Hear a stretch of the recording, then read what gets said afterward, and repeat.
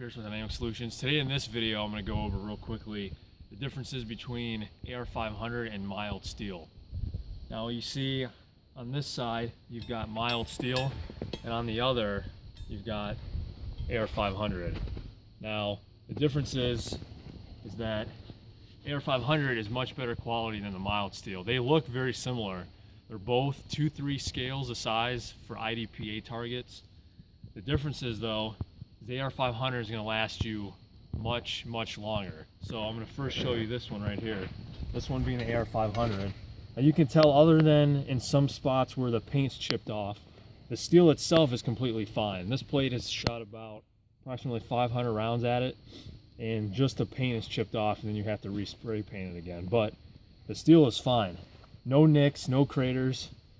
It's completely fine. Now eventually, depending on what you shoot at it and how many rounds you put at it, eventually there will be craters. But as of right now, 500 rounds put at this target and just the paint has been chipped off. Now I'll flip it over to this side. No rounds have gone through it, completely fine. No nicks, no burrs, nothing.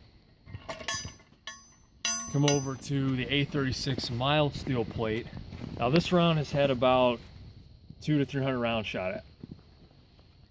You can tell there's very large craters, and at some point there's a couple rounds that went completely through. Flip it over, you can see the bulges on the back side and on a couple of them where the rounds had completely gone through, on these two specifically, if you can see that. Now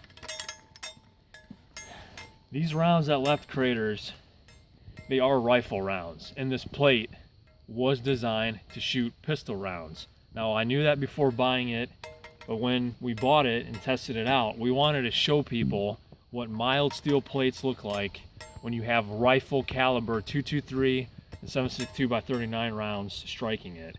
It leaves these craters. Now the difference is, as far as price goes, it's not that much different with these 2/3 size IDPA targets. This one was right around 80, the Ar500 plate, and the mild A36 steel plate was 55. So it wasn't that much more to get a plate that's going to last you 100 times longer. Now with the Ar500 steel plates, when you shoot at them, over time, depending on how much you shoot at them, you want to flip them around so you can shoot the other side of the plate.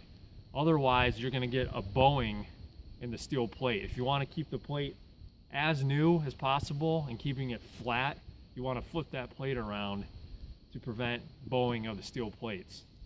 So that's just a quick overview of the differences between an Ar500 steel plate and an A36 steel plate. Thanks for watching. I'm Josh Pierce, Dynamic Solutions.